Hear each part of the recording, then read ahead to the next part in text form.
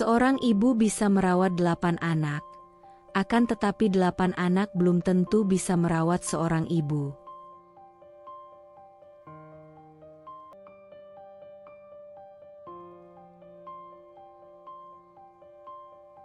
Di sebuah desa kecil yang jauh dari hiruk-pikuk kota, hiduplah seorang wanita bernama Ibu Sari.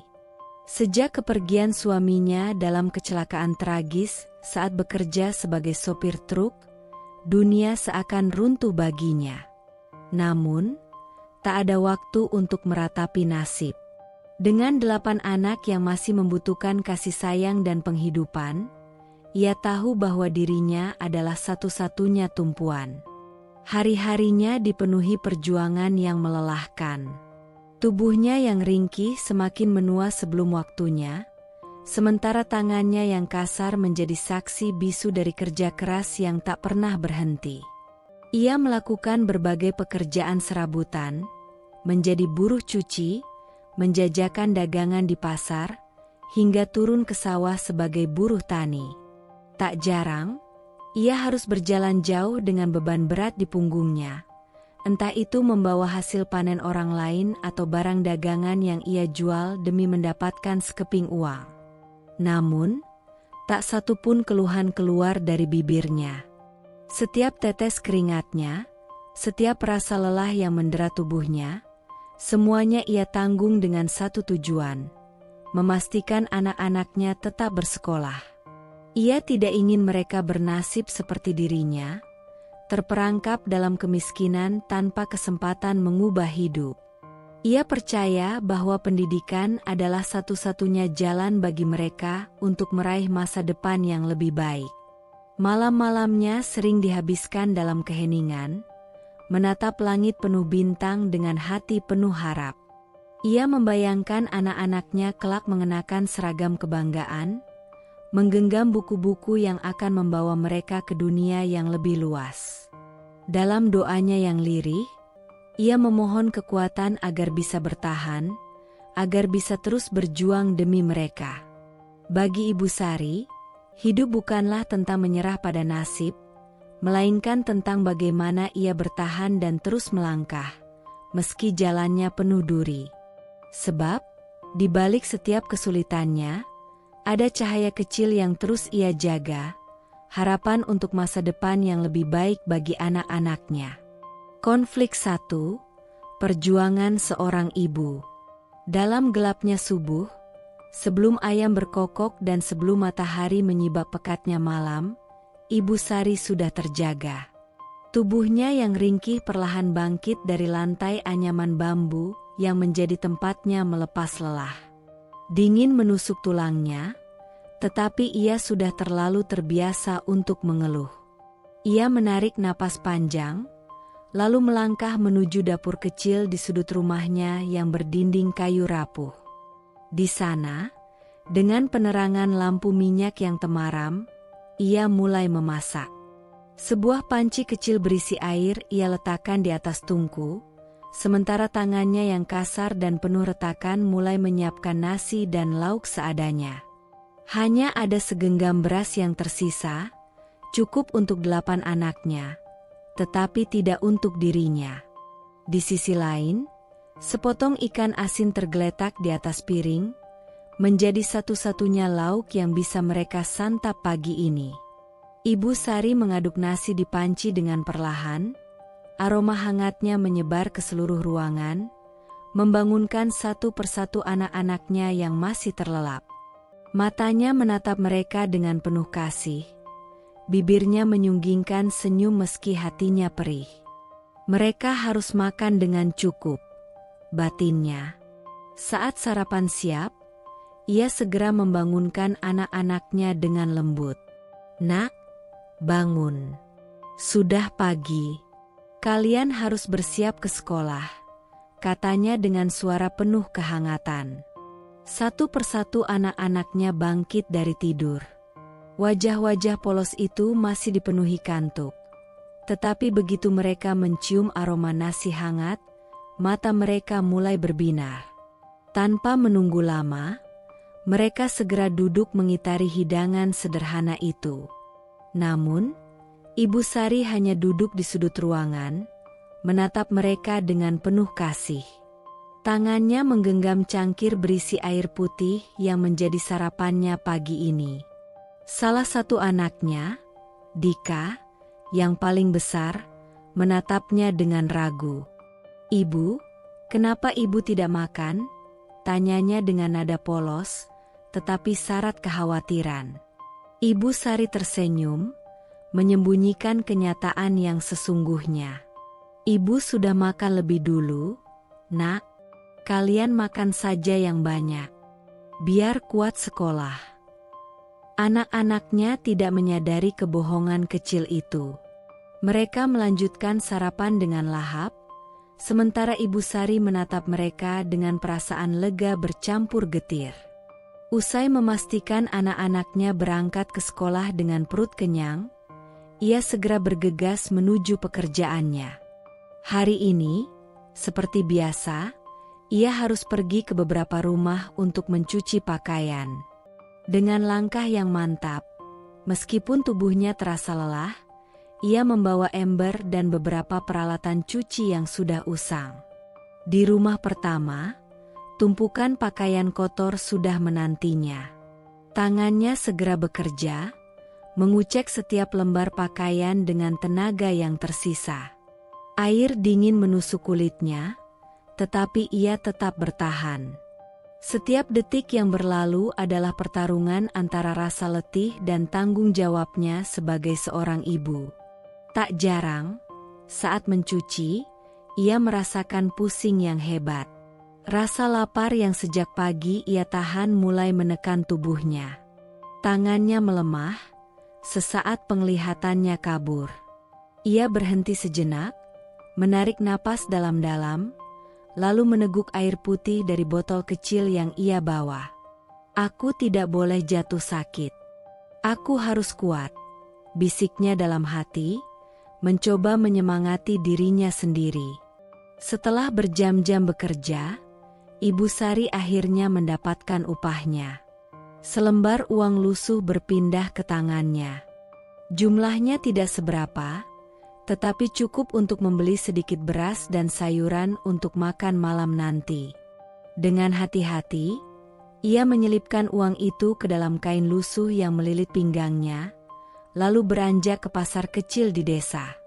Di sepanjang perjalanan, pikirannya melayang jauh. Ia bertanya-tanya, sampai kapan ia harus menjalani hidup seperti ini? Sampai kapan tubuhnya yang semakin lemah ini mampu bertahan? Namun, setiap kali ia mengingat wajah anak-anaknya, hatinya kembali teguh. Tidak ada yang lebih berharga baginya selain melihat mereka tumbuh, mendapatkan pendidikan, dan memiliki kehidupan yang lebih baik. Sore itu, saat anak-anaknya pulang dari sekolah, mereka mendapati ibu mereka sedang duduk di sudut rumah dengan mata sedikit sayu. Dika kembali menyadari sesuatu. Ibu terlihat lelah. "Ibu sudah makan, kan?" tanyanya penuh curiga. Ibu Sari kembali tersenyum, meski kali ini lebih sulit untuk menyembunyikan kenyataan. "Tentu saja, Nak. Ibu sudah makan di pasar tadi." Namun, Dika mulai menyadari sesuatu yang selama ini ia abaikan. Betapa ibunya selalu menyuruh mereka makan lebih dulu. Betapa seringnya ia hanya minum air putih saat mereka menikmati makanan mereka. Hatinya tiba-tiba sesak. Ia ingin berkata sesuatu, tetapi melihat senyum ibunya yang penuh cinta, ia memilih diam. Malam itu, saat anak-anaknya tertidur lelap, Ibu Sari duduk di beranda rumah. Ia menatap langit penuh bintang, membiarkan angin malam menyapu wajahnya yang penuh kelelahan.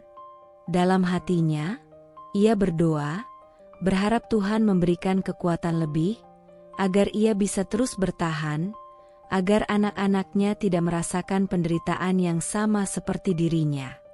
Bagi Ibu Sari, hidup bukan tentang mengeluh atau menyerah pada nasib. Hidup adalah tentang bertahan. Meski harus menahan lapar, meski harus menyembunyikan air mata, meski harus mengorbankan segalanya demi kebahagiaan anak-anaknya. Sebab baginya, mereka adalah satu-satunya alasan untuk terus berjuang. Sejak kepergian suaminya, Ibu Sari tidak hanya berjuang melawan kemiskinan, tetapi juga menghadapi hinaan dan cemoohan dari orang-orang di desanya. Keinginannya untuk menyekolahkan 8 anaknya dianggap sebagai sesuatu yang sia-sia dan tak masuk akal.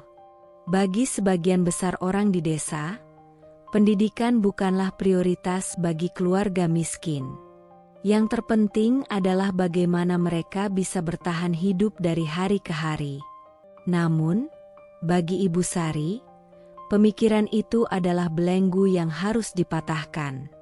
Ia tidak ingin anak-anaknya tumbuh dalam keterbatasan seperti dirinya. Ia tidak ingin mereka menghabiskan hidupnya dengan menunduk, menerima kemiskinan sebagai takdir yang tak bisa diubah. Suatu pagi, setelah mencuci pakaian di rumah majikannya, Ibu Sari menyempatkan diri pergi ke warung kecil di ujung desa untuk membeli sedikit beras. Ia baru saja menerima upahnya, dan meskipun jumlahnya tidak seberapa, ia berusaha mengatur agar cukup untuk kebutuhan anak-anaknya. Saat ia tiba di warung, beberapa perempuan tengah berkumpul di sana, mengobrol sambil mengunyah gorengan. Begitu melihat Ibu Sari datang, mereka saling melempar pandangan, seolah menunggu momen yang tepat untuk mengomentari keberadaannya. Lihat itu, Sari. Tiap hari kerja mati-matian, tapi buat apa? Uangnya habis buat sekolah anak-anaknya. Sindir seorang perempuan bernama Bu Ratmi, yang memang terkenal suka mengomentari urusan orang lain. Seorang perempuan lain menimpali, "Iya, kalau kaya sih nggak masalah. Lah ini, miskin begitu kok maksa-maksa. Anak-anak perempuanmu toh ujung-ujungnya ke dapur juga. Sari, yang laki-laki, paling-paling jadi buruh kasar, seperti ayahnya dulu." Tawa kecil terdengar dari beberapa orang yang ada di sana. Ibu Sari tetap diam, sibuk memilih beras yang paling murah. Namun, hatinya terasa seperti disayat. Bukan karena ia tak terbiasa dengan hinaan semacam itu, tetapi karena ia tahu, di balik kata-kata mereka terselip keyakinan bahwa orang miskin tidak berhak bermimpi. "Aku heran, kenapa kamu masih saja keras kepala soal pendidikan? Sudah jelas hidup ini susah. Buat apa dipaksakan? Kalau anak-anakmu kerja dari sekarang, kan bisa membantu cari uang," lanjut Bu Ratmi lagi. Ibu Sari menutup matanya sejenak, menarik napas panjang sebelum akhirnya menatap mereka dengan penuh keteguhan. "Saya mungkin miskin, Bu," katanya dengan suara lembut tetapi syarat ketegasan. "Tapi bukan berarti saya ingin anak-anak saya hidup seperti ini selamanya. Saya ingin mereka punya kesempatan, punya masa depan yang lebih baik. Saya ingin mereka bisa memilih jalan hidupnya sendiri, bukan sekadar menerima nasib." Perempuan-perempuan itu terdiam sejenak. Beberapa dari mereka saling pandang, tidak menyangka Ibu Sari akan berbicara seperti itu. Namun, tawa sinis segera kembali pecah. "Hahaha, mimpi saja terus, Sari. Jangan berharap yang muluk-muluk, nanti kalau jatuh sakit loh," kata seorang perempuan lainnya. "Iya, kalau nggak punya uang, ya sudah, terima nasib. Jangan memaksakan diri, nanti malah makin susah sendiri." Ibu Sari menggenggam erat bungkusan beras di tangannya. Hatinya terasa perih, tetapi ia tidak akan membiarkan kata-kata mereka menggoyahkan niatnya. Dengan langkah tegap, ia meninggalkan warung tanpa membalas satupun ucapan mereka. Di sepanjang perjalanan pulang, air matanya menggenang, tetapi ia menahannya agar tidak jatuh. Ia tidak ingin terlihat lemah. Di setiap langkahnya, Ia mengingat wajah anak-anaknya, mereka adalah alasannya untuk terus bertahan. Saat tiba di rumah, ia melihat anak-anaknya sudah pulang dari sekolah. Dika, anak sulungnya, berlari menghampirinya dengan wajah penuh semangat. "Ibu, tadi aku dapat nilai bagus di ulangan matematika," serunya bangga. "Ibu, aku tadi diajari bu guru cara menulis puisi," ujar Mira, anak perempuannya yang paling gemar membaca. Ibu Sari menatap mereka dengan mata berbinar. Seketika, semua kelelahan dan cemoohan yang ia terima hari ini terasa tidak ada artinya. Ia tersenyum, mengusap kepala mereka satu persatu. "Ibu bangga pada kalian," ucapnya dengan suara bergetar. Namun, Dika yang lebih peka terhadap keadaan mulai memperhatikan sesuatu yang selama ini ia abaikan.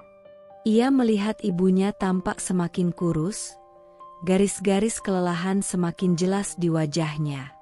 Ia juga mulai menyadari betapa seringnya ibunya mengalah dalam hal makanan, betapa seringnya ia hanya minum air putih saat mereka makan. "Ibu," Dika menatap ibunya dengan ragu. "Kenapa ibu selalu kerja keras? Orang-orang bilang, percuma sekolah tinggi-tinggi kalau nanti tetap miskin." Mata Ibu Sari sedikit membesar mendengar pertanyaan itu. Sejenak, ia terdiam, lalu menarik Dika ke dalam pelukannya. "Dika, dengarkan ibu," katanya dengan suara yang penuh kelembutan tetapi juga ketegasan.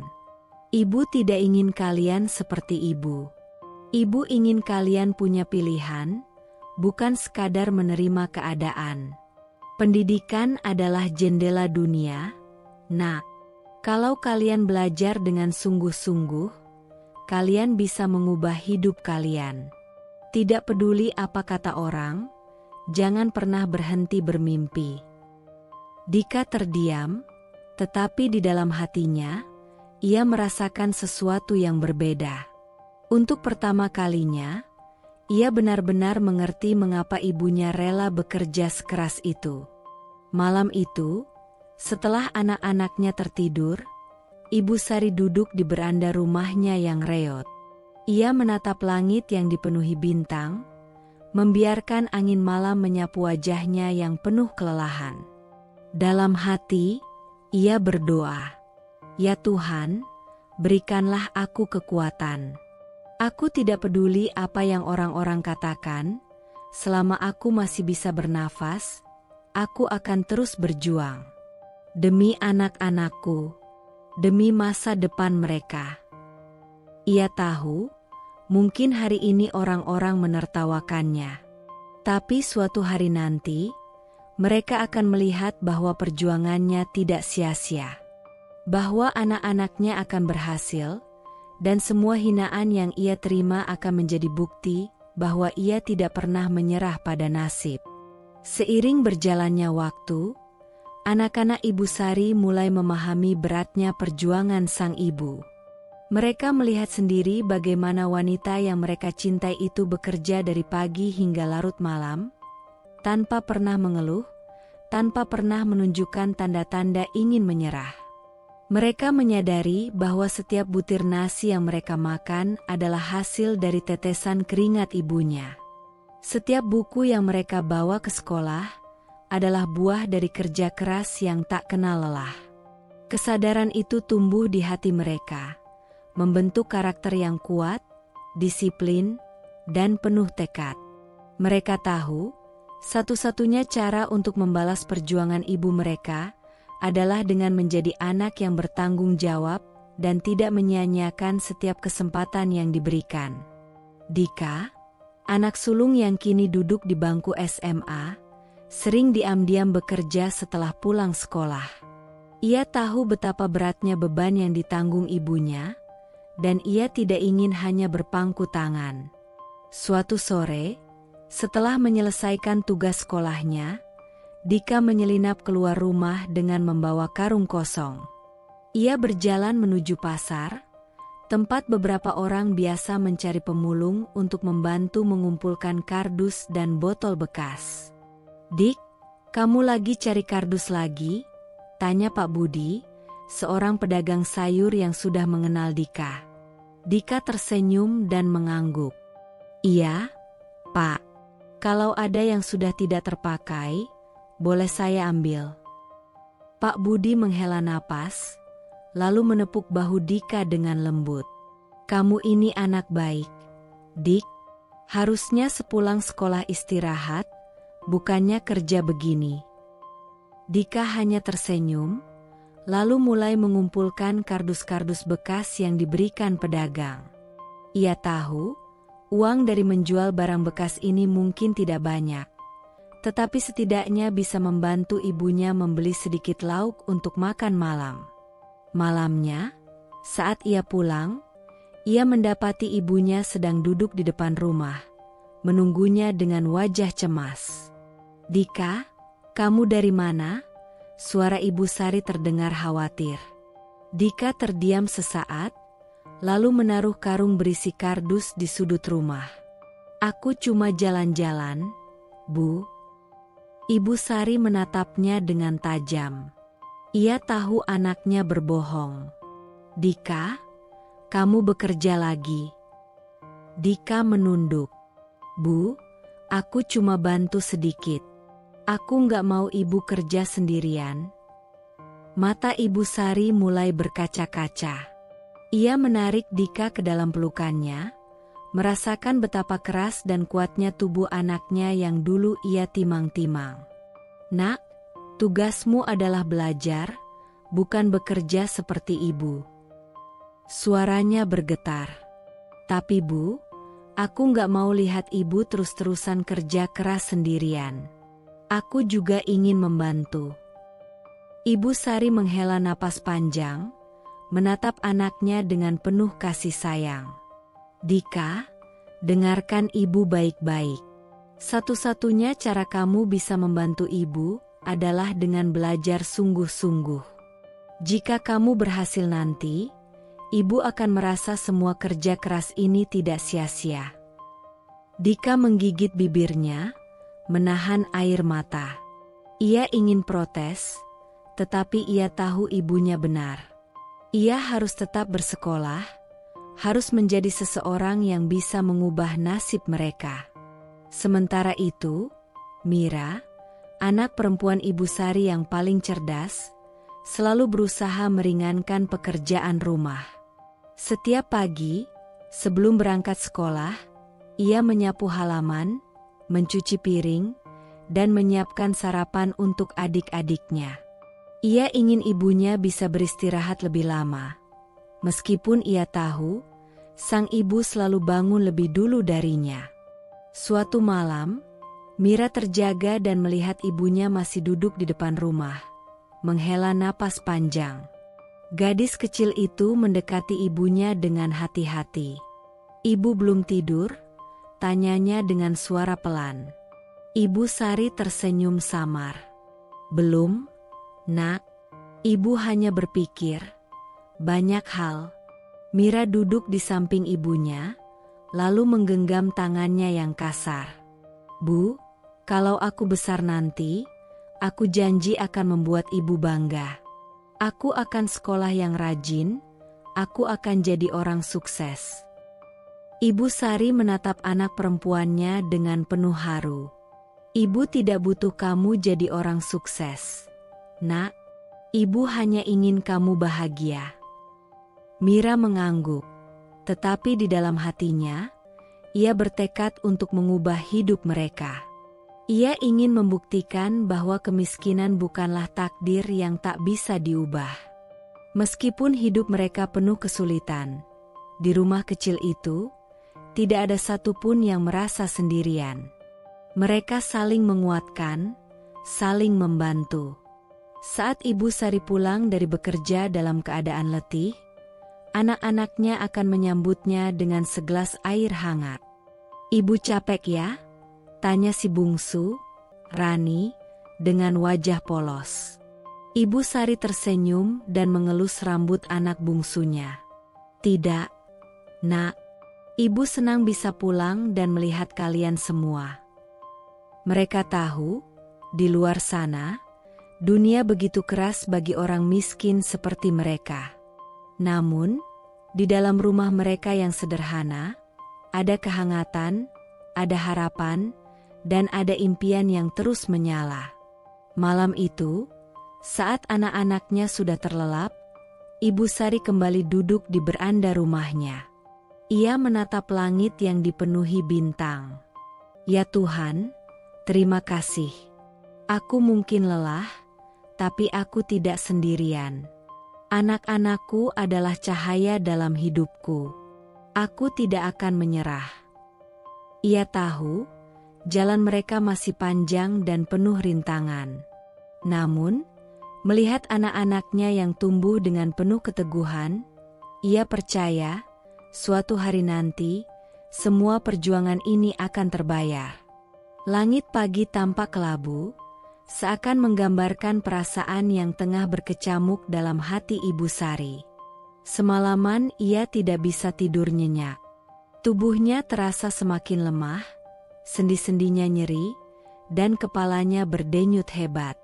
Sejak beberapa hari terakhir, ia mulai merasa tidak enak badan, tetapi ia tidak memiliki waktu untuk beristirahat. Bagaimana mungkin? Ada 8 anak yang harus ia beri makan, ada kebutuhan sekolah yang harus dipenuhi, ada mimpi yang harus diperjuangkan. Namun, pagi itu, tubuhnya benar-benar menyerah. Ketika ia mencoba bangkit dari tidurnya, seluruh pandangannya berputar. Tubuhnya limbung, dan sebelum ia sempat menahan diri, ia jatuh terduduk di lantai. Suara tubuhnya yang terhempas membangunkan Mira, anak perempuannya. "Ibu!" seru Mira panik, bergegas menghampiri. Ibu Sari berusaha tersenyum, tetapi wajahnya tampak pucat. "Tidak apa-apa, Nak. Ibu hanya sedikit pusing," ucapnya dengan suara lemah.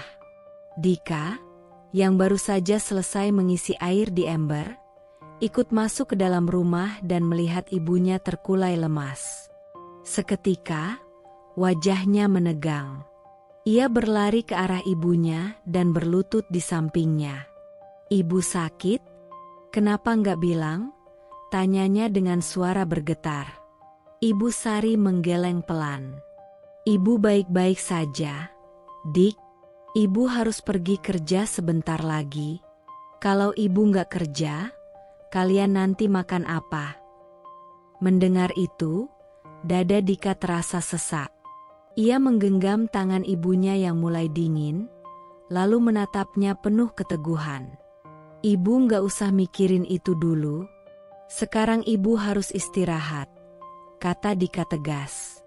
Namun, meskipun tubuhnya lemah, pikiran Ibu Sari tetap dipenuhi oleh tanggung jawab yang menumpuk. Dalam benaknya, ia bisa membayangkan harga beras yang semakin mahal, biaya sekolah anak-anaknya yang belum terbayar, dan utang di warung yang masih menggantung. Bagaimana mungkin ia bisa diam saja? Bagaimana mungkin ia bisa membiarkan anak-anaknya kelaparan? Dengan segenap tenaga, Ibu Sari mencoba bangkit. Namun, baru saja ia hendak berdiri, tubuhnya kembali oleng. Ia terhuyung, dan kali ini Dika serta Mira dengan sigap menahannya. "Ibu, tolong. Berhenti sebentar saja," lirih Mira, matanya sudah basah oleh air mata. Ibu Sari menarik napas panjang. Ia menatap anak-anaknya satu persatu, melihat sorot khawatir yang terpancar di mata mereka. "Dik, Mira, kalian tahu kan, ibu harus kerja. Ibu nggak bisa diam saja," ucapnya dengan suara hampir tak terdengar. Dika menggeleng dengan kuat. "Biar aku yang gantikan ibu. Aku bisa bantu di pasar, bisa angkat-angkat barang. Aku nggak mau lihat ibu kerja terus sampai jatuh sakit begini." Mata Ibu Sari melebar. "Dika, tugasmu itu sekolah. Kamu nggak boleh berhenti belajar hanya karena ingin bantu ibu. Tapi, Bu, kalau ibu terus kerja seperti ini, nanti malah makin sakit. Lalu siapa yang jaga kami? Suara Dika meninggi. Hening. Kalimat itu bagaikan tamparan bagi Ibu Sari. Ya, bagaimana jika ia benar-benar tidak bisa bangkit lagi? Apa yang akan terjadi pada anak-anaknya? Siapa yang akan menjaga mereka? Air mata yang sejak tadi ia tahan, akhirnya jatuh. Ia menangis, bukan karena sakit di tubuhnya, tetapi karena pergolakan batin yang menghantam jiwanya. Mira ikut menangis, memeluk lengan ibunya erat. Bu, kami nggak butuh ibu kerja terus-terusan. Kami cuma butuh ibu tetap ada di sini. Ibu Sari menggigit bibirnya. Selama ini, ia terlalu sibuk memikirkan bagaimana caranya membuat anak-anaknya tetap bertahan hidup, sampai ia lupa bahwa mereka juga takut kehilangan dirinya. Malam itu, ketika anak-anaknya sudah tertidur, Ibu Sari duduk sendirian di beranda rumahnya. Udara dingin menusuk, tetapi ia tidak peduli. Matanya menatap kosong ke langit yang gelap. Haruskah aku menyerah? Haruskah aku berhenti berjuang? Terlintas di benaknya untuk mengakhiri semua penderitaan ini. Ia merasa begitu lelah. Ia merasa gagal. Apa gunanya berjuang jika ia hanya menjadi beban bagi anak-anaknya? Namun, di tengah keputusasaan itu, suara kecil memecah kesunyian. Ibu. Ibu Sari menoleh dan mendapati Rani, anak bungsunya, berdiri di ambang pintu dengan mata mengantuk. Ibu kenapa menangis? Tanya gadis kecil itu polos. Ibu Sari buru-buru menghapus air matanya dan tersenyum lemah. Tidak, Nak, ibu hanya sedang berpikir. Rani berjalan mendekat, lalu naik ke pangkuan ibunya. Dengan tangan kecilnya, ia mengusap pipi ibunya yang basah. Ibu jangan sedih ya. Aku janji kalau sudah besar nanti, aku akan buat ibu bahagia, katanya dengan senyum polosnya. Ibu Sari tidak bisa menahan lagi. Ia memeluk Rani erat, menangis dalam diam. Anak kecil itu tidak mengerti betapa dalam makna kata-katanya. Tetapi bagi Ibu Sari, kata-kata itu adalah cahaya kecil di tengah gelapnya keputusasaan. Saat itu, ia menyadari sesuatu. Ia boleh merasa lelah. Ia boleh merasa sakit. Ia boleh menangis. Tetapi ia tidak boleh menyerah. Karena jika ia menyerah, maka tidak akan ada lagi yang berjuang untuk anak-anaknya. Tidak akan ada lagi yang memastikan mereka tetap bisa makan, tetap bisa sekolah, tetap bisa bermimpi. Ibu Sari menghela napas panjang. Ia menatap wajah kecil Rani yang sudah kembali tertidur di pangkuannya.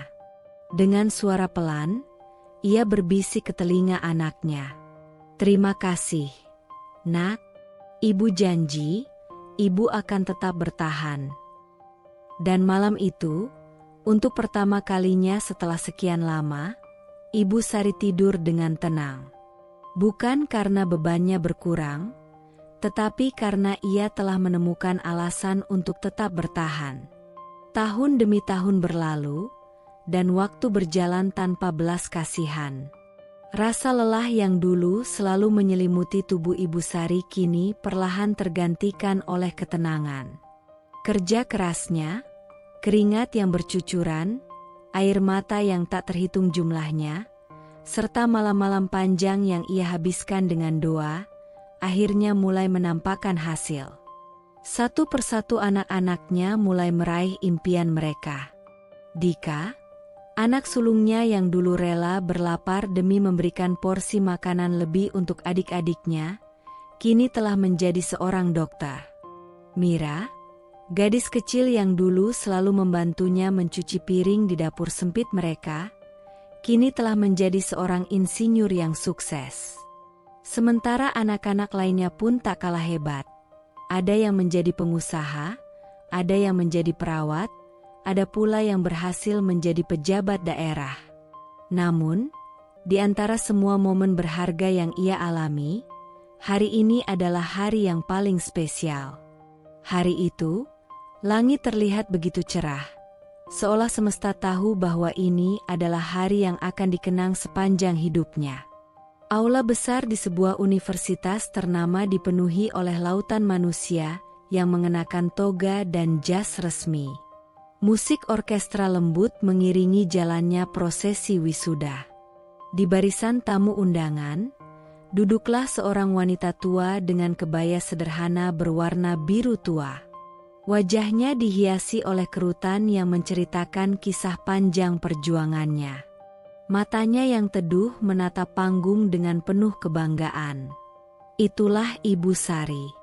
Hari ini, Dika, anak pertamanya, akan menerima gelar dokter. Saat nama Dika dipanggil, Ibu Sari seakan lupa bernapas. Ia melihat anak laki-lakinya melangkah dengan gagah, mengenakan toga hitam yang megah. Tangannya gemetar, bukan karena takut, melainkan karena luapan emosi yang tak bisa ia bendung. Dika menerima ijazahnya dengan senyum yang begitu tulus, lalu menoleh ke arah tamu undangan. Matanya langsung mencari satu sosok yang paling berarti dalam hidupnya. Begitu ia melihat ibunya duduk di barisan depan, matanya mulai memanas. Dika turun dari panggung dengan langkah cepat, menghampiri ibunya yang masih terdiam dalam keharuan. Tanpa ragu, ia langsung bersimpuh di hadapan wanita itu, mencium tangannya dengan penuh hormat. "Ibu," suaranya serak menahan tangis. "Aku akhirnya berhasil." Ibu Sari menatap anaknya dengan mata berkaca-kaca. Ia membelai wajah Dika, seperti yang selalu ia lakukan ketika anaknya masih kecil. Namun, kali ini bukan seorang bocah yang ia sentuh, melainkan seorang pria dewasa yang telah mencapai cita-citanya. "Alhamdulillah, Nak," suara Ibu Sari lirih, hampir berbisik. "Akhirnya, perjuangan kita tidak sia-sia." Air matanya jatuh. Namun, kali ini bukan air mata kesedihan, melainkan kebahagiaan yang tak mampu ia lukiskan dengan kata-kata. Mira dan saudara-saudaranya yang lain ikut mendekat.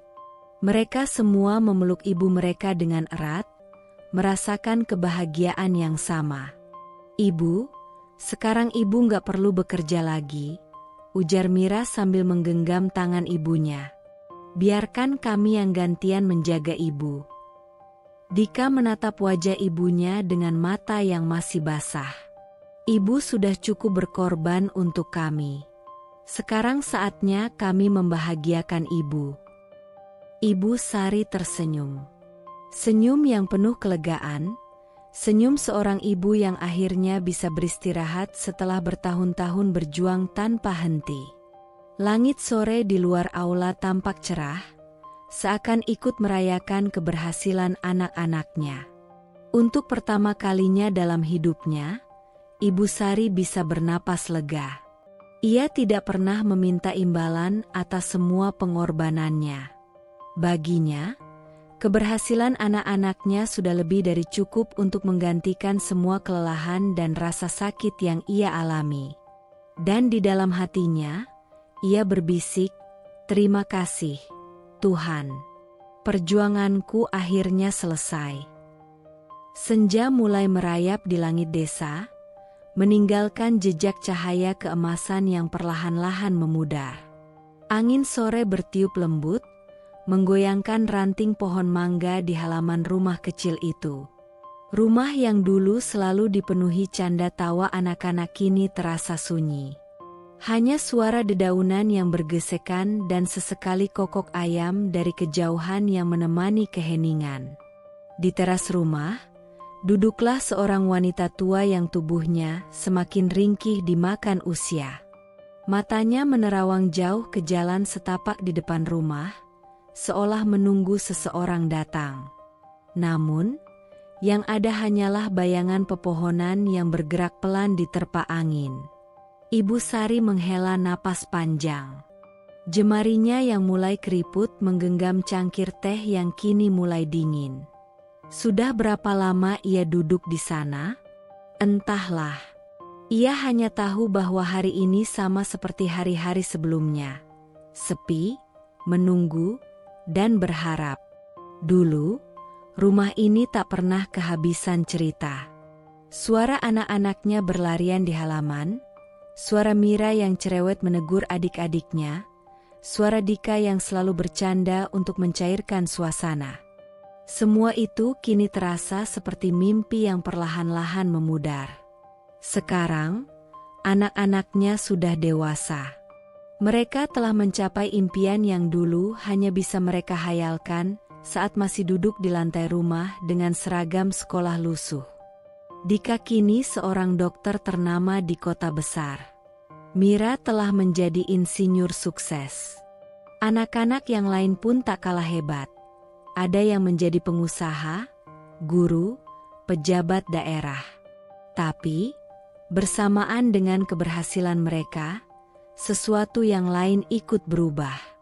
Jarak yang dulu hanya sebatas kilometer kini terasa lebih dalam. Kesibukan anak-anaknya menciptakan dinding tak kasat mata yang semakin lama semakin sulit ditembus. Telepon yang dulu rajin berdering kini menjadi kejadian langka. Jikapun berbunyi, percakapannya selalu singkat dan terburu-buru. Halo, Bu. Ibu sehat? Alhamdulillah, Nak. Ibu sehat.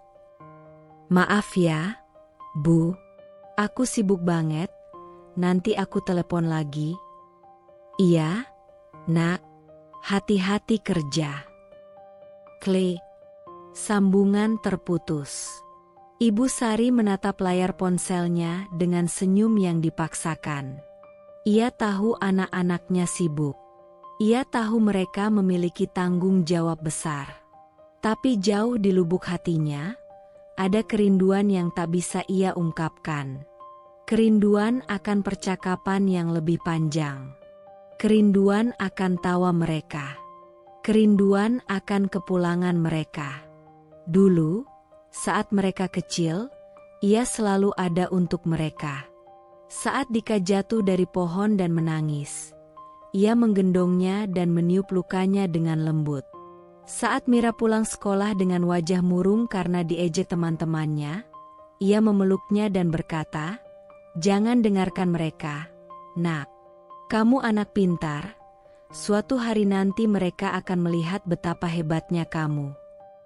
Tapi sekarang, siapa yang akan menemani Ibu Sari?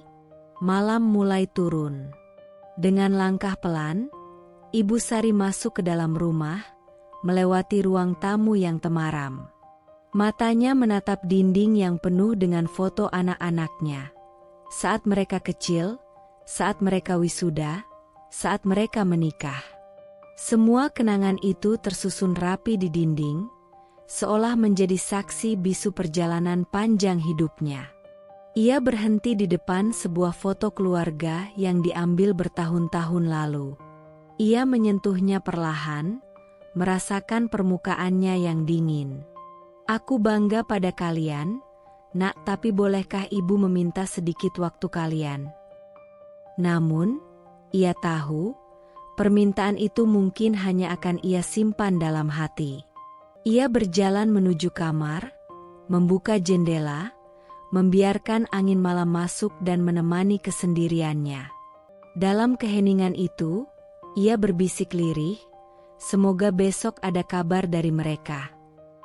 Dan seperti malam-malam sebelumnya, Ibu Sari tidur dengan harapan yang sama, harapan bahwa suatu hari nanti, rumah ini akan kembali hidup dengan suara yang paling ia rindukan. Malam mulai larut, langit desa terbentang luas, dihiasi ribuan bintang yang berkelip redup. Angin malam berhembus pelan, menggoyangkan daun-daun jati yang berdiri tegap di tepi jalan setapak. Di rumah kecil yang berdiri di ujung desa itu, seorang wanita tua duduk termenung di kursi kayu di teras rumahnya. Matanya yang mulai rabun menatap lurus ke jalanan yang semakin gelap, seolah mencari sesuatu yang sudah lama dinantikannya. Ibu Sari menunggu. Ia menunggu sesuatu yang bahkan tak pasti. Ia menunggu langkah kaki yang dulu sering berlarian menuju rumah ini. Ia menunggu suara motor tua yang berhenti di depan pagar. Ia menunggu ketukan di pintu, atau sapaan ceria yang menghangatkan hatinya. Tapi yang terdengar hanyalah suara jangkrik yang bernyanyi di kejauhan, dan angin malam yang berdesir lirih, seolah ikut merasakan kesepian yang menggelayuti hatinya. Rumah ini dulu penuh dengan kehidupan. Dulu, ia sering terbangun karena suara ribut anak-anaknya yang berebut sarapan. Dika yang selalu ingin lebih banyak lauk, Mira yang suka mengomel karena bajunya belum disetrika, dan adik-adik mereka yang sering berlarian tanpa peduli. Rumah ini dulu penuh dengan suara, penuh dengan gelak tawa dan tangisan. Namun, semuanya berubah. Anak-anaknya kini telah sukses. Mereka telah mencapai impian yang dulu ia tanamkan dalam hati mereka sejak kecil. Dika kini menjadi dokter di rumah sakit ternama di ibu kota. Mira menjadi insinyur di perusahaan besar. Anak-anak lainnya pun sudah memiliki kehidupan yang mapan. Tapi di balik kebanggaan itu, ada sesuatu yang diam-diam mengiris hatinya. Kesepian. Mereka jarang pulang. Telepon yang dulu sering berbunyi, kini hanya sesekali berdering. Kadang-kadang, ia menatap ponselnya lama-lama, berharap ada satu pesan masuk, satu panggilan, satu sapaan singkat yang bisa menghangatkan hatinya. Dengan tangan yang gemetar, Ibu Sari meraih ponsel yang tergeletak di pangkuannya. Ia menekan nomor Dika, nomor yang dulu sering ia hubungi ketika anak itu masih kuliah dan butuh biaya tambahan. Nada sambung berbunyi, 1 kali, 2 kali, 3 kali. Nomor yang Anda tuju sedang tidak dapat dihubungi. Ibu Sari menurunkan ponselnya perlahan. Matanya menatap layar ponsel yang mulai redup, lalu menghela napas panjang. Mungkin dia sibuk. Gumamnya lirih, mencoba meyakinkan dirinya sendiri seperti yang sudah berkali-kali ia lakukan. Ia mencoba menelepon Mira. Kali ini, panggilan tersambung. Hatinya sedikit berbunga, berharap bisa mendengar suara anak gadisnya yang dulu selalu menemaninya memasak di dapur sempit mereka. "Assalamualaikum, Bu." Suara di seberang terdengar terburu-buru. "Waalaikumsalam, Nak. Apa kabarmu?" tanyanya, mencoba menutupi getar dalam suaranya. "Alhamdulillah, Bu. Maaf, ya, aku lagi di kantor, lagi banyak kerjaan." "Ada apa, Bu?" Ibu Sari tersenyum tipis. "Oh, tidak apa-apa, Nak. Ibu hanya ingin mendengar suara kalian." Sejenak, ada keheningan di seberang. Lalu Mira kembali bersuara. "Maaf ya, Bu, aku harus balik kerja. Nanti aku telepon lagi." "Iya, Nak. Hati-hati kerja." Klik. Sambungan terputus. Ibu Sari menatap ponselnya dalam diam. Ia tahu, Mira tidak bermaksud mengabaikannya. Ia tahu, anak-anaknya memiliki kesibukan yang besar. Tapi jauh di dalam hatinya, ada rasa perih yang sulit ia ungkapkan. Malam semakin pekat. Dengan langkah perlahan, ia berdiri dan masuk ke dalam rumah. Ruang tamu itu gelap dan dingin, tak seperti dulu saat masih dipenuhi suara dan kehangatan. Ia berjalan menuju dinding tempat tergantung foto-foto anak-anaknya. Saat mereka kecil, saat mereka wisuda, saat mereka menikah. Tangannya yang keriput menyentuh foto Dika saat ia menerima gelar dokter. Dulu, kamu selalu bilang ingin membelikan rumah besar untuk ibu. Tapi ibu hanya ingin kamu pulang. Ia beralih ke foto Mira saat peresmian kantornya. Dulu, kamu selalu bilang ingin membahagiakan ibu. Tapi ibu hanya ingin mendengar suaramu lebih lama. Setetes air mata jatuh ke pipinya. Ia tahu, ia tidak bisa menyalahkan mereka. Ia hanya ibu yang ingin berbagi cerita, ibu yang ingin didengar, ibu yang ingin kehadiran anak-anaknya, bukan hanya namanya di panggilan telepon singkat. Ia melangkah menuju kamar, membuka jendela, membiarkan angin malam masuk ke dalam ruangannya. Dalam keheningan itu, ia berbisik lirih, semoga besok ada yang pulang. Tapi ia tahu, harapan itu semakin lama semakin tipis. Dan di luar sana, jalan setapak itu tetap sunyi. Seperti hatinya, seperti hidupnya.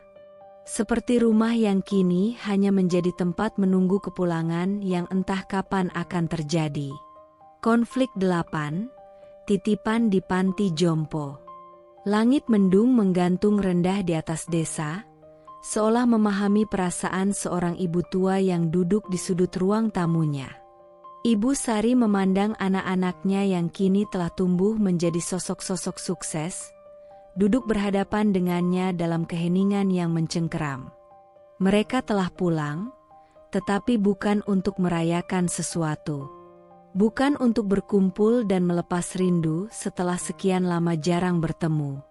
Mereka pulang untuk membicarakan sesuatu yang jauh lebih berat, tentang kemana Ibu Sari harus pergi. Dika, anak sulungnya, membuka pembicaraan dengan suara berat, seperti seseorang yang sedang memikul beban yang terlalu berat di pundaknya. Bu, kami semua sudah berdiskusi, ucapnya, mencoba terdengar tenang meski ada nada ragu dalam suaranya. Ibu Sari tersenyum tipis. Senyum seorang ibu yang selalu siap mendengar apapun yang ingin dikatakan anak-anaknya, tanpa mengeluh, tanpa membantah. Iya, Nak, ada apa? Mira, anak keduanya, menatapnya dengan penuh keraguan, sementara adik-adik yang lain saling berpandangan, seolah berharap ada yang bisa menggantikan mereka untuk berbicara. Akhirnya, Dika menarik napas dalam-dalam sebelum berkata, Bu, kami semua sibuk. Pekerjaan kami padat. Aku sering harus lembur di rumah sakit, dan aku tidak bisa sering berada di rumah. Ibu Sari mengangguk pelan. Iya, Nak, Ibu mengerti. Dan aku sekarang tinggal di luar negeri. Bu, timpal Mira cepat, seolah ingin mempercepat pembicaraan yang terasa semakin berat. Aku ingin membawa Ibu, tapi prosesnya panjang, sulit, dan aku tahu Ibu tidak akan betah tinggal jauh dari kampung halaman. Aku juga sulit. Bu, anak ketiga ikut menimpali. Rumahku kecil, kontrakan sempit, anak-anak masih kecil dan sering rewel. Aku takut kalau Ibu ikut, Ibu malah jadi tidak nyaman. Mereka terus berbicara, satu persatu, memberi alasan demi alasan. Sementara itu, Ibu Sari hanya diam, mendengarkan setiap kata yang keluar dari mulut anak-anaknya. Kata-kata yang tanpa mereka sadari, perlahan menyesakkan dadanya. Akhirnya, setelah semua suara mereda, ia menelan ludah dan bertanya pelan, "Jadi, Ibu harus kemana?" Suasana hening sejenak. Kemudian, Dika kembali bersuara. "Kami sudah mencari solusi terbaik. Bu, kami sudah menemukan panti jompo yang bagus untuk Ibu. Tempatnya bersih, Ada perawat yang siap membantu setiap saat, dan ada banyak orang seusia ibu di sana. Seolah mencoba menutupi luka yang baru saja ia goreskan. Jantung Ibu Sari berdetak pelan. Seakan waktu melambat, membuatnya benar-benar bisa meresapi kata-kata itu. Panti Jompo. Sebuah tempat yang selama ini hanya ia dengar dari cerita-cerita orang. Tempat yang sering dikunjungi para relawan untuk menghibur para lansia yang ditinggalkan keluarganya. Ia tahu, ia sudah menua. Ia tahu, tubuhnya tak lagi sekuat dulu. Tapi, apakah ini benar-benar akhirnya? Apakah setelah bertahun-tahun berjuang demi mereka, membesarkan mereka dengan penuh kasih sayang, mengorbankan segalanya demi masa depan mereka, akhirnya ia hanya akan menjadi titipan di sebuah tempat asing? Dadanya terasa sesak, tapi ia tetap tersenyum. Senyum seorang ibu yang selalu memahami, selalu menerima, bahkan ketika hatinya sendiri hancur. Ibu tidak akan merepotkan, Nak, suaranya bergetar. Kami tahu, Bu, Mira buru-buru menyahut.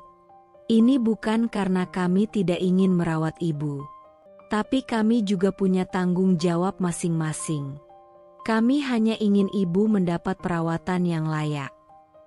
Layak. Ibu Sari terdiam sejenak. Dahulu, saat mereka masih kecil dan sering jatuh sakit, ia tidak pernah berpikir apakah ia bisa merawat mereka dengan layak.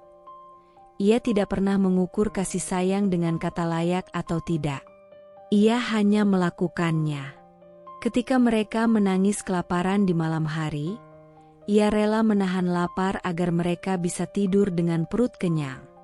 Ketika mereka ingin sekolah tetapi uang tidak ada, ia bekerja lebih keras, dari pagi hingga malam, mencuci pakaian orang, menjual sayur di pasar, menjadi buruh tani, apa saja, agar mereka bisa mengenyam pendidikan yang lebih baik darinya.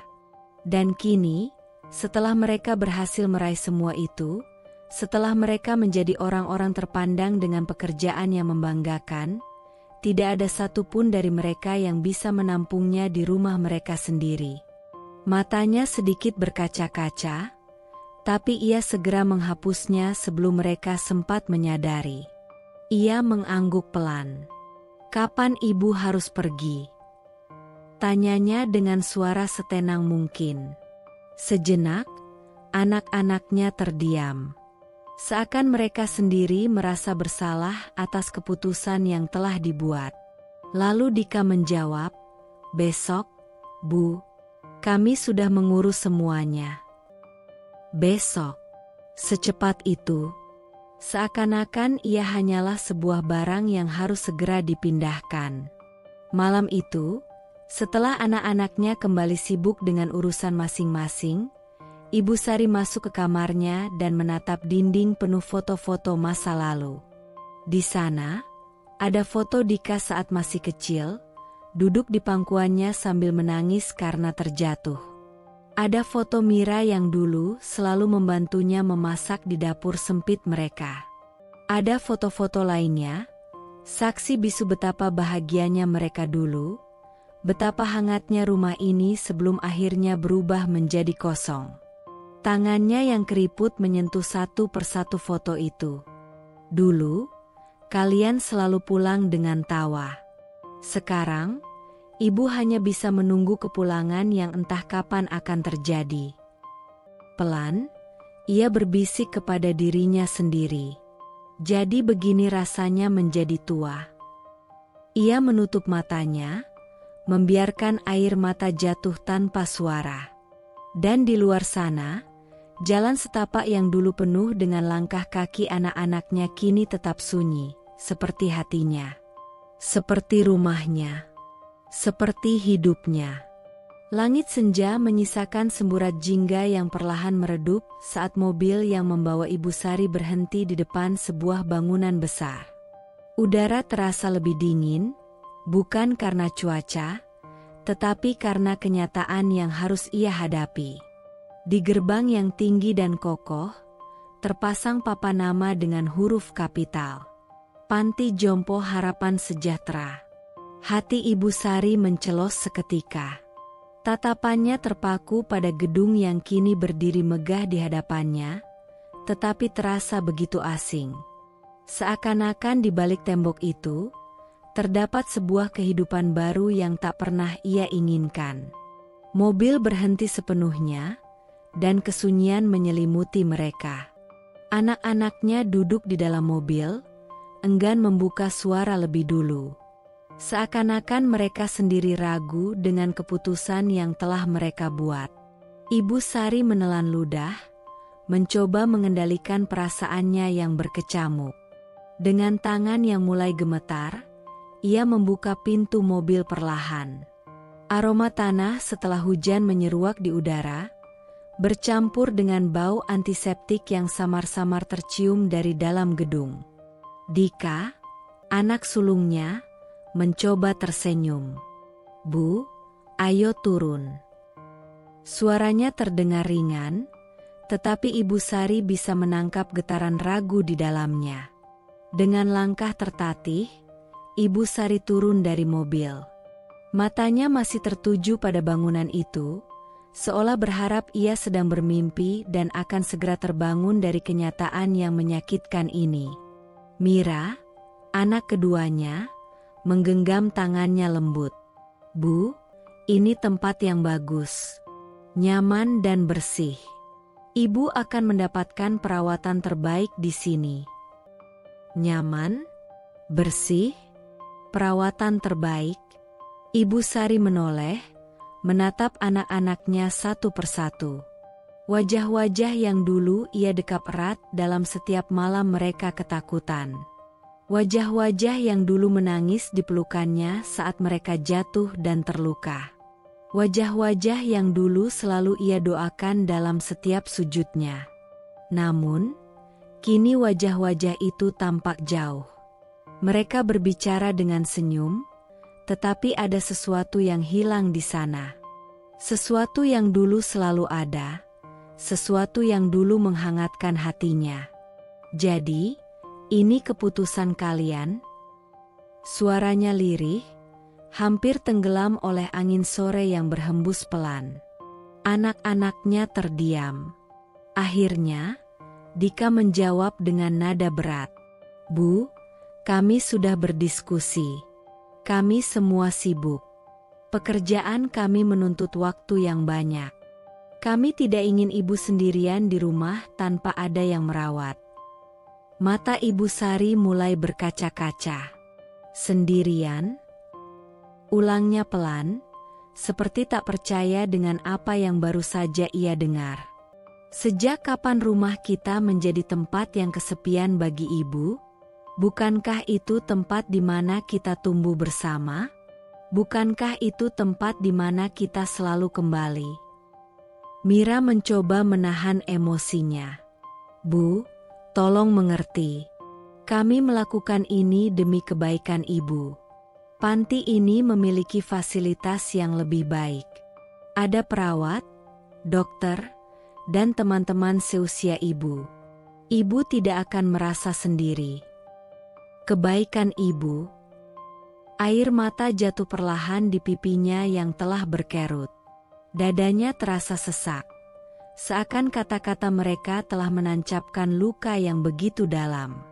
"Kalian tahu apa yang lebih baik untuk ibu." Suaranya sedikit bergetar, tetapi ia tetap berusaha bicara. "Lebih dari bertahun-tahun ibu merawat kalian? Lebih dari semua pengorbanan yang ibu lakukan demi kalian? Ibu hanya ingin satu hal, hanya satu, untuk menghabiskan sisa usia bersama anak-anak ibu." Tetapi tak ada yang menjawab. Dika menunduk, seolah tak sanggup menatap mata ibunya. Mira menggigit bibirnya, sedangkan adik-adiknya hanya berdiri diam, terperangkap dalam dilema yang mereka ciptakan sendiri. Ibu Sari menarik napas panjang, mencoba menenangkan dirinya. Ibu tidak butuh tempat mewah. Ibu tidak butuh kasur empuk atau makanan mahal. Yang ibu butuhkan hanya kalian, kebersamaan kita, tawa kita, doa kita dalam satu rumah yang kita bangun bersama. Mata Mira mulai berkaca-kaca, tetapi ia tetap bertahan dengan keputusan yang telah dibuat. Maafkan kami, Bu, ini yang terbaik. Terbaik? Ibu Sari tersenyum pedih. Terbaik untuk siapa, Nak? Tanyanya pelan, tetapi cukup dalam untuk menusuk hati mereka. Tak ada yang bisa menjawab. Di depan gerbang, seorang perawat berbaju putih mendekat dengan senyum ramah. Selamat datang, Bu Sari. Mari, saya antar ke kamar ibu. Suara mesin mobil kembali dinyalakan.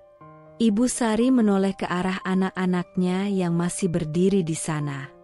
Tatapannya penuh harapan, seakan berharap ada satu di antara mereka yang akan menariknya kembali, mengatakan bahwa ini semua hanya kesalahpahaman. Tapi tidak ada yang bergerak. Mereka hanya berdiri di sana, seperti orang asing yang mengantar seseorang ke tempat yang tak lagi memiliki makna. Hati Ibu Sari hancur seketika. Dengan langkah perlahan, ia mengikuti perawat memasuki bangunan itu. Setiap langkah yang ia ambil terasa begitu berat, seolah kakinya menolak untuk berjalan menuju kehidupan baru yang tidak pernah ia pilih. Sebelum benar-benar masuk, ia menoleh sekali lagi. Jaga diri kalian baik-baik, Nak. Suaranya lirih, hampir tidak terdengar. Lalu, pintu panti jompo tertutup di belakangnya. Anak-anaknya berdiri diam untuk beberapa detik, sebelum akhirnya mereka kembali ke dalam mobil. Mesin dinyalakan, dan tanpa menoleh ke belakang, mereka pergi, meninggalkannya.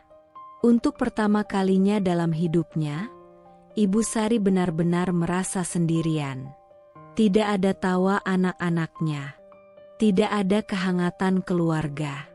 Tidak ada suara yang menyebut namanya dengan kasih sayang. Di luar sana, dunia terus berputar. Tetapi bagi Ibu Sari, semuanya telah berhenti. Dan di dalam panti jompo itu, di sudut ruangan yang dingin, seorang ibu tua duduk dalam keheningan. Menunggu. Menunggu sesuatu yang entah kapan akan datang, atau mungkin tidak akan pernah datang. Waktu di panti jompo berjalan lambat, seolah-olah setiap detik menambah beban yang menggantung di hati Ibu Sari. Dalam kesunyian kamar mungilnya, ia duduk di tepi ranjang, menatap langit-langit putih yang kosong. Pagi itu, seperti pagi-pagi sebelumnya, dimulai dengan suara langkah kaki para perawat yang berjalan di koridor, derit kursi roda yang didorong, dan suara batuk para penghuni lansia yang terdengar sesekali. Ia menghela napas panjang, mencoba mengusir kesedihan yang terus mencengkeram dadanya. Namun, bagaimana bisa? Setiap sudut ruangan ini mengingatkannya pada satu hal yang tak bisa ia lupakan. Kenyataan bahwa ia telah ditinggalkan oleh orang-orang yang paling ia cintai. Di sudut kamar, ada sebuah meja kecil tempat ia meletakkan satu-satunya harta yang masih bisa memberinya sedikit kehangatan, sebuah album foto tua. Jemari tuanya yang bergetar meraih album itu dan membukanya perlahan. Di sana, ada foto masa lalu yang penuh kenangan. Sebuah gambar usang memperlihatkan wajahnya yang lebih muda, tersenyum cerah dengan 8 anaknya yang masih kecil. Mereka berpose di depan rumah sederhana mereka. Wajah-wajah mungil itu dulu selalu merebahkan kepala mereka di pangkuannya, selalu berlari memeluknya ketika pulang sekolah. Namun sekarang, mereka bahkan tidak sempat mengangkat telepon untuknya. Setiap hari, ada momen yang paling dinantikannya, waktu berkunjung. Pada saat itulah ia selalu duduk di kursi dekat jendela. Matanya menatap gerbang panti jompo dengan penuh harapan. Mungkin hari ini Dika akan datang. Mungkin Mira akan membawa cucu-cucunya untuk bertemu dengannya. Mungkin Bayu akan menelpon, meski sebentar. Namun, seperti hari-hari sebelumnya, harapan itu hanya berakhir menjadi mimpi kosong. Hari demi hari berlalu, dan tak satu pun anaknya datang. Setiap kali ada penghuni lain yang dikunjungi keluarga mereka, hatinya semakin remuk.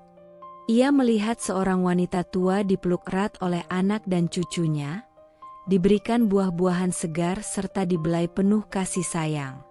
Ia tersenyum pahit.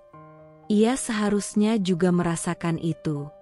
Tapi ia hanya bisa duduk diam, menyaksikan kebahagiaan orang lain dari kejauhan. Perawat yang sudah lama mengenalnya, Bu Rina, menghampiri dengan lembut. "Bu Sari, ayo makan dulu, nanti makanannya keburu dingin." Namun, Ibu Sari hanya menggeleng pelan. "Nanti saja, Nak. Ibu masih ingin duduk di sini sebentar." Perawat itu menatapnya dengan tatapan penuh iba. Ia tahu, Ibu Sari sedang menunggu sesuatu yang tidak akan pernah datang. "Mereka sibuk ya, Bu?" Suara Bu Rina lembut, mencoba menghibur. Ibu Sari memaksakan senyum. "Ya, mungkin mereka sibuk." Sibuk? Atau sudah melupakannya? Malam hari tiba, dan panti jompo kembali sunyi. Beberapa penghuni telah tertidur, sementara yang lain hanya duduk di kursi roda menatap langit. Ibu Sari berjalan perlahan ke balkon kecil di lantai 2. Ia memandang langit yang dihiasi bintang-bintang redup, kemudian berbicara lirih, seolah berbicara dengan seseorang yang tak terlihat. "Dika, Mira, apa kalian masih mengingat ibu?" Suaranya hampir tak terdengar, tenggelam oleh desiran angin malam. Ia memejamkan mata, membiarkan angin menyentuh wajahnya yang penuh keriput. Dulu, saat anak-anaknya kecil, mereka sering duduk bersama di beranda rumah, menikmati malam sambil mendengarkan suara jangkrik.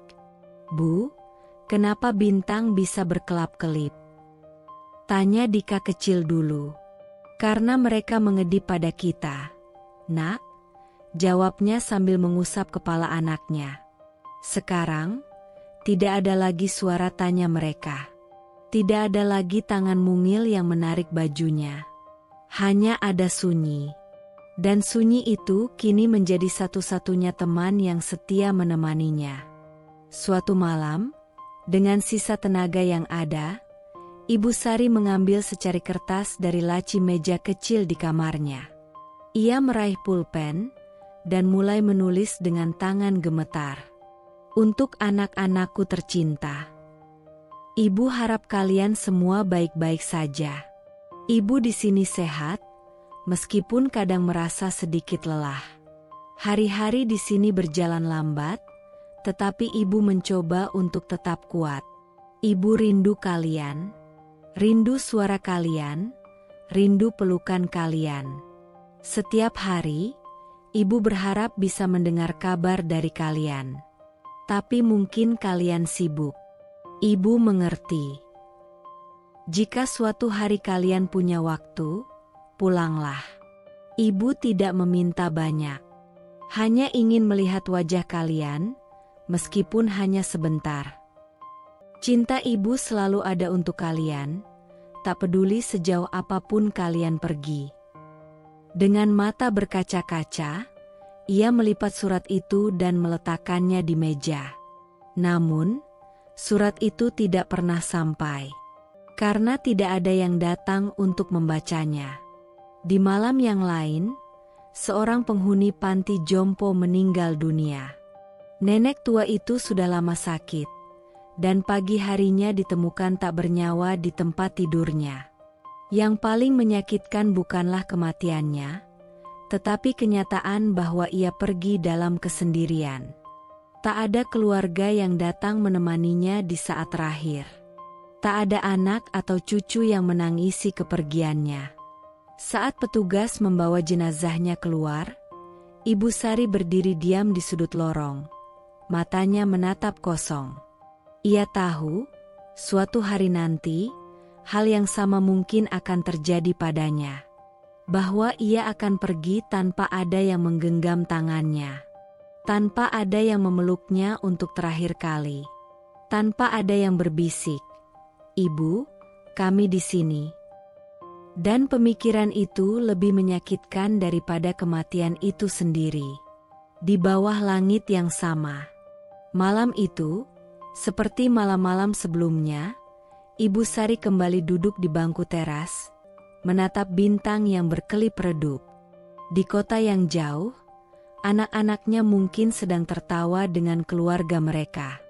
Mungkin mereka sedang menikmati makan malam yang hangat.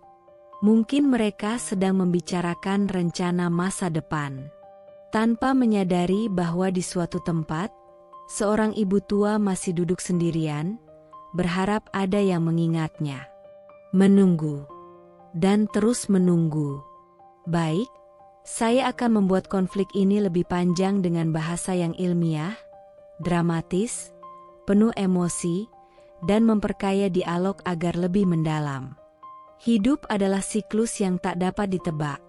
Seperti gelombang laut yang datang silih berganti, kadang membawa ketenangan, kadang membawa badai. Namun, satu hal yang pasti dalam kehidupan ini adalah hukum sebab akibat.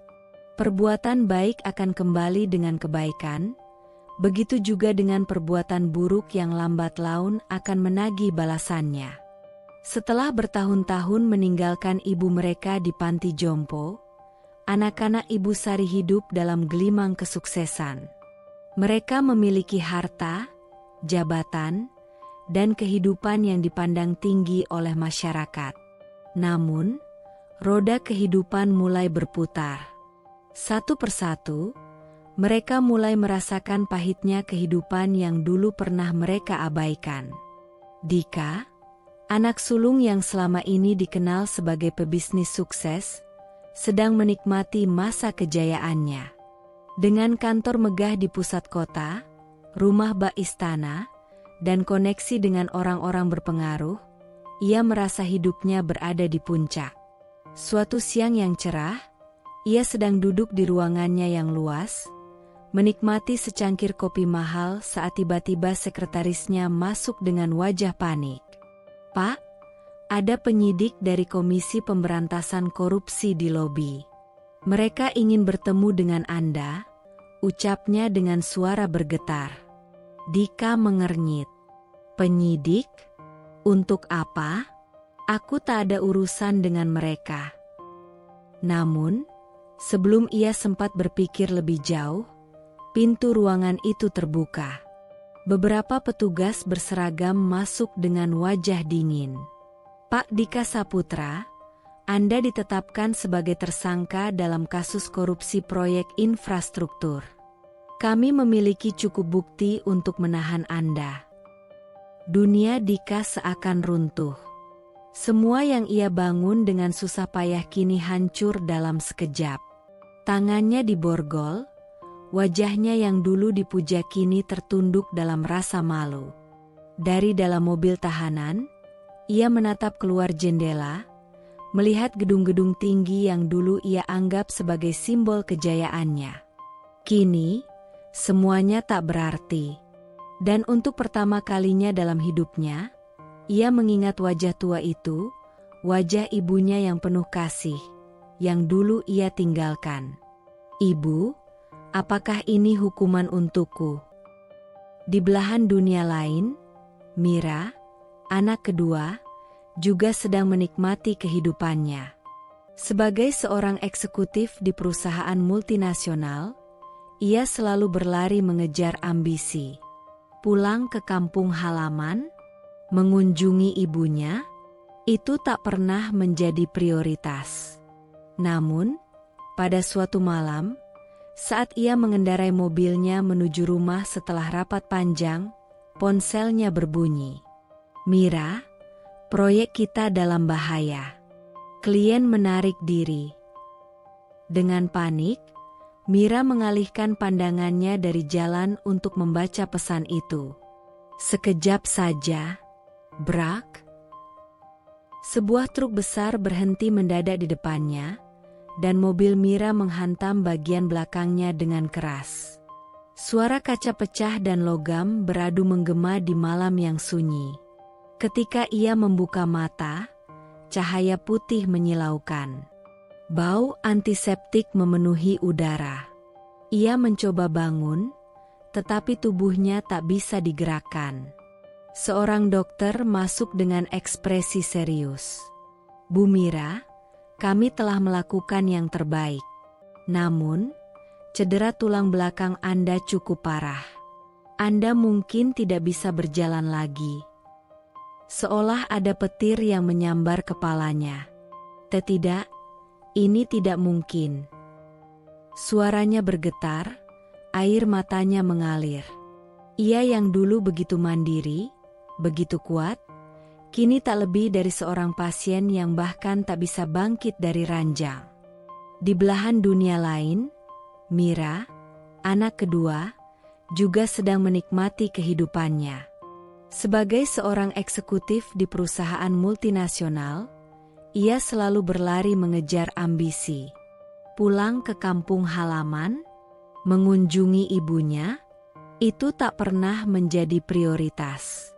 Namun, pada suatu malam, saat ia mengendarai mobilnya menuju rumah setelah rapat panjang, ponselnya berbunyi. Mira, proyek kita dalam bahaya. Klien menarik diri. Dengan panik, Mira mengalihkan pandangannya dari jalan untuk membaca pesan itu. Sekejap saja, brak.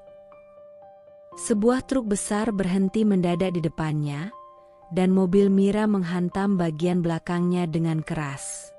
Suara kaca pecah dan logam beradu menggema di malam yang sunyi. Ketika ia membuka mata, cahaya putih menyilaukan. Bau antiseptik memenuhi udara. Ia mencoba bangun, tetapi tubuhnya tak bisa digerakkan.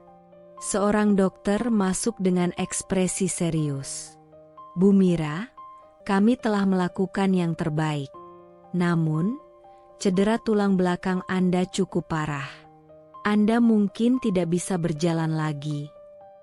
Seolah ada petir yang menyambar kepalanya. Tidak, ini tidak mungkin. Suaranya bergetar, air matanya mengalir. Ia yang dulu begitu mandiri, begitu kuat, kini tak lebih dari seorang pasien yang bahkan tak bisa bangkit dari ranjang.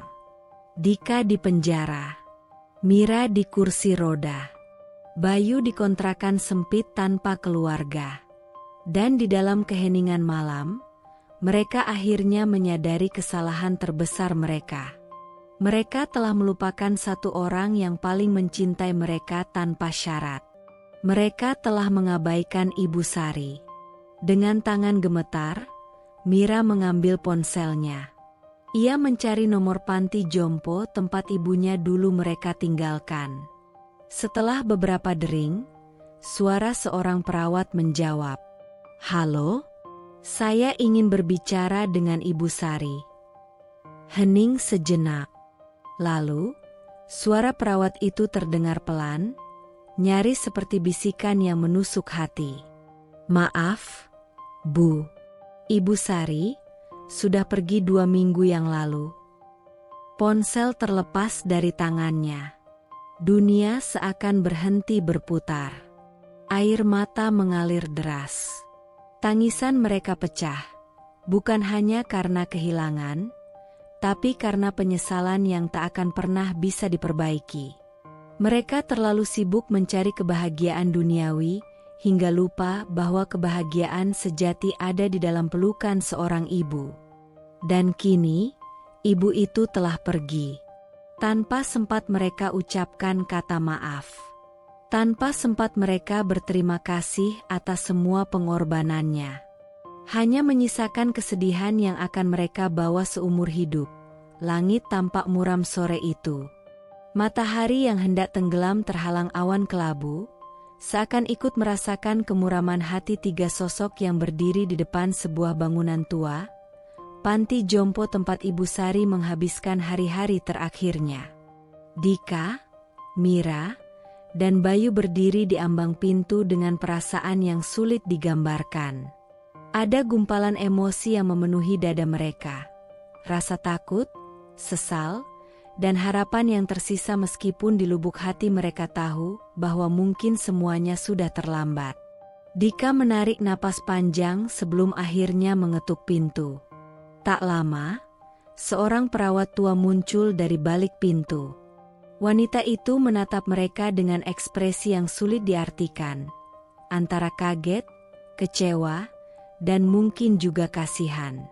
"Kalian akhirnya datang." Suaranya terdengar lelah. Mira menelan ludah, suaranya bergetar saat bertanya, "Ibu, di mana beliau?" Perawat itu tidak langsung menjawab.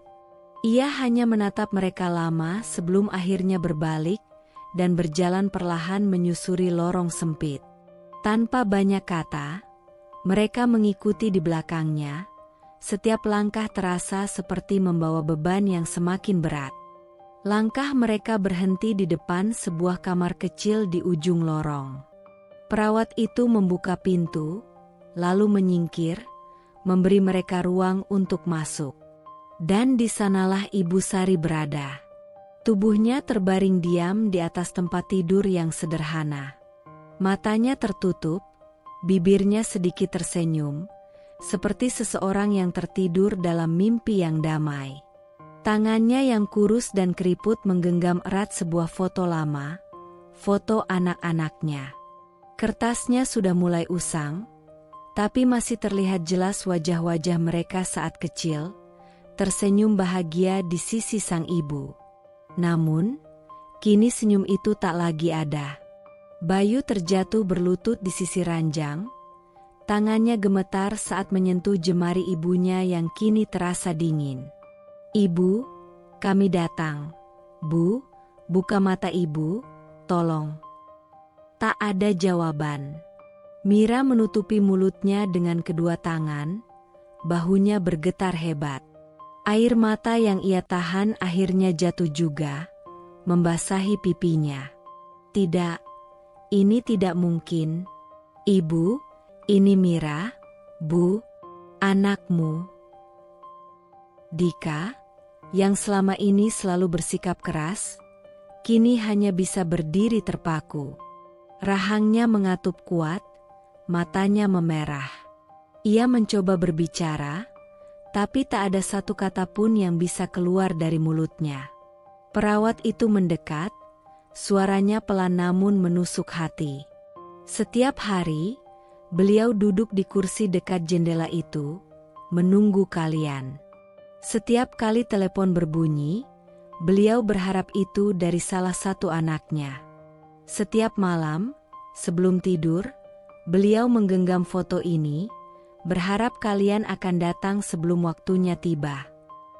Mira menangis semakin keras. "Jangan bilang seperti itu, jangan bilang kami terlambat." Perawat itu menggeleng pelan, matanya berkaca-kaca. "Saya berharap bisa mengatakan hal lain. Tapi inilah kenyataannya. Kalian tidak datang saat beliau masih ada." Keheningan menyelimuti ruangan itu. Dika akhirnya melangkah maju, duduk di tepi ranjang. Ia mengulurkan tangannya, menyentuh pipi ibunya dengan lembut, seolah takut bahwa sentuhannya akan membuat sosok itu menghilang. "Ibu, aku ingat ketika kecil, aku pernah terjatuh dari sepeda, dan ibu langsung berlari menghampiriku. Ibu peluk aku, usap luka di lututku, dan berkata, 'Jangan menangis, nak, ibu di sini.'" Ia menghela napas panjang, suaranya pecah. "Tapi sekarang, aku yang jatuh, Bu. Aku jatuh dalam hidup ini, dan ibu tidak ada di sini untuk mengangkatku lagi." Air mata akhirnya jatuh dari matanya. Bayu mencengkeram tangan ibunya dengan erat, seolah berharap kehangatan itu bisa kembali. Bu, aku menyesal. Aku bahkan tidak sempat mengatakan bahwa aku rindu, bahwa aku menyayangi ibu. Mira menyandarkan kepalanya ke dada ibunya yang kini tak lagi berdetak. Bu, kalau aku bisa menukar segalanya, aku akan menukar semuanya hanya untuk bisa memeluk ibu sekali lagi. Namun, dunia tidak bekerja seperti itu. Waktu tidak bisa diputar kembali. Ibu Sari telah pergi, membawa serta semua harapan, semua rindu, dan semua doa yang tak pernah sampai. Di luar, angin berhembus lembut. Langit semakin gelap, seolah meratapi kisah seorang ibu yang mencintai anak-anaknya tanpa syarat, hingga napas terakhirnya. Dan di dalam ruangan kecil itu, 3 anak yang pernah mengabaikannya kini, hanya bisa merasakan pahitnya penyesalan yang tak akan pernah termaafkan. Kami terlambat, Bu. Kami terlambat. Hujan turun perlahan, menitik satu persatu di atas pusara yang masih merah. Aroma tanah basah bercampur dengan tangisan yang tertahan, menciptakan suasana yang begitu pilu. Langit seakan turut berkabung, menggelap tanpa sinar matahari yang biasanya menghangatkan. Di sekeliling makam, sanak saudara dan para tetangga mulai pergi satu persatu, meninggalkan 3 anak yang masih berlutut dalam duka yang tak bertepi. Mira mencengkram erat tanah yang masih gembur di atas makam ibunya. Jemarinya yang halus kini penuh lumpur. Tapi ia tak peduli. Air mata mengalir deras di pipinya, bercampur dengan air hujan yang semakin deras. Bu, bangun. Bu, tolong, jangan tinggalkan kami seperti ini. Tangisnya pecah, suaranya menggema di antara pepohonan yang tertiup angin. Di sebelahnya, Bayu menundukkan kepalanya dalam-dalam. Matanya merah, napasnya terengah-engah, dadanya naik turun menahan sesak yang luar biasa. Ia menggeleng berulang kali, menolak kenyataan yang kini terpampang di hadapannya. Aku belum sempat meminta maaf, Bu. Aku belum sempat membahagiakanmu. Kenapa harus secepat ini? Suaranya serak, nyaris tak bisa keluar dari tenggorokannya yang tercekat oleh kesedihan. Dika, anak sulung yang selama ini selalu terlihat tegar, kini berlutut di samping pusara. Rahangnya mengatup keras, tangannya mengepal, seolah mencoba menahan sesuatu yang sudah tak bisa lagi dibendung. Ia mengangkat kepalanya menatap langit kelabu, lalu menunduk menatap nisan yang tertulis nama ibunya. Ibu, aku seharusnya jadi pelindungmu. Aku seharusnya menjadi orang yang memastikan ibu hidup bahagia. Tapi apa yang aku lakukan? Aku malah membiarkan ibu menghabiskan sisa hidupnya dalam kesepian. Suaranya pecah, penuh kemarahan, bukan kepada orang lain, tapi kepada dirinya sendiri. Hening sejenak. Hanya suara rintik hujan yang terdengar, membasahi tanah pemakaman yang kini menjadi rumah baru bagi wanita yang telah mengorbankan segalanya untuk mereka. Seorang ulama yang masih berdiri di sana, memandang mereka dengan tatapan iba. Ia menghela napas panjang sebelum akhirnya berbicara. Suaranya lembut namun penuh ketegasan. Nak, setiap manusia akan menghadapi kematian. Tidak ada yang bisa menghindarinya. Yang menjadi pertanyaan adalah, apakah kita sudah memberikan yang terbaik sebelum waktu itu tiba? Mira mengangkat wajahnya, matanya kosong. Kami tidak, Pak. Kami justru yang membuat hidup ibu penuh penderitaan. Suaranya melemah di akhir kalimat, seakan setiap kata adalah duri yang menusuk hatinya sendiri. Bayu menoleh pada kakaknya, suaranya bergetar. Dika, kalau saja kita lebih peduli, kalau saja kita tidak membiarkan ibu sendirian di panti jompo itu, Ia tak bisa melanjutkan, karena dadanya terasa begitu sesak. Dika menggertakkan giginya, kepalan tangannya semakin erat. Aku anak sulung. Aku yang paling bersalah. Suaranya rendah, hampir seperti bisikan. Sang ulama menatap mereka dalam-dalam sebelum akhirnya berkata, tak ada gunanya menyalahkan diri sendiri. Nak, yang telah pergi tidak akan kembali. Yang bisa kalian lakukan sekarang adalah mendoakan beliau dan memastikan bahwa kalian tidak mengulangi kesalahan yang sama kepada orang lain. Tapi kata-kata bijak itu tak mampu mengurangi rasa sakit yang mereka rasakan. Mira menangis semakin keras, tubuhnya gemetar. Tapi Buya, bagaimana kami bisa hidup dengan rasa bersalah ini? Bagaimana kami bisa memaafkan diri kami sendiri setelah semua yang telah kami lakukan? Ulama itu menghela napas panjang. Allah Maha Pengampun. Nak, tapi kalian juga harus belajar memaafkan diri sendiri dan menjadikan ini sebagai pelajaran. Jangan biarkan penyesalan ini hanya menjadi luka, tetapi gunakan sebagai pengingat agar kalian tidak mengulangi kesalahan ini kepada siapapun di masa depan. Dika menunduk, menggigit bibirnya. Air mata yang selama ini ia tahan akhirnya jatuh juga. Tapi ibu sudah tak ada. Seumur hidupnya ia berjuang untuk kita. Tapi di saat dia butuh kita justru mengabaikannya. Suaranya semakin pelan, namun penuh kepedihan. Bayu meraih nisan itu, jari-jarinya mengusap tulisan nama ibunya dengan penuh kelembutan. Ibu, kalau saja waktu bisa diputar kembali, aku rela kehilangan segalanya, asal bisa melihat senyum ibu sekali lagi. Namun, dunia tidak bekerja seperti itu. Hujan semakin deras, membasahi tubuh mereka yang masih tersungkur di depan makam. Tak ada lagi kata-kata yang bisa mereka ucapkan. Yang tersisa hanyalah isak tangis dan penyesalan yang menggantung di udara. Hari itu, mereka belajar satu hal yang paling menyakitkan dalam hidup. Cinta seorang ibu memang tak pernah meminta balasan. Namun ketika ia pergi, barulah anak-anaknya menyadari betapa besarnya kehilangan yang mereka alami. Dan sayangnya, kesadaran itu datang ketika segalanya sudah terlambat. Waktu terus berjalan, tetapi luka di hati mereka tak pernah sembuh. Setiap kali mereka duduk di rumah mewah mereka, di ruang tamu yang luas dengan perabotan mahal, keheningan terasa begitu menyesakkan.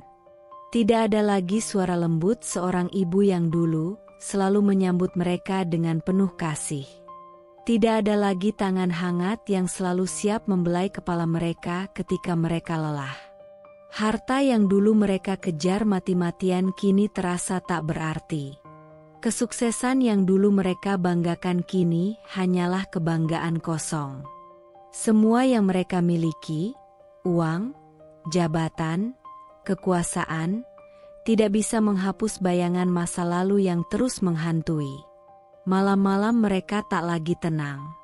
Dalam gelap, mereka sering terbangun dengan keringat dingin, teringat akan wajah Ibu Sari yang dulu penuh harapan.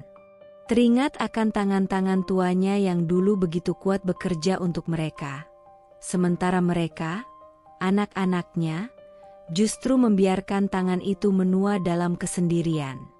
Bayu seringkali menatap cermin dan melihat sosoknya sendiri dengan jijik. Apa gunanya semua ini kalau ibu tidak ada di sini?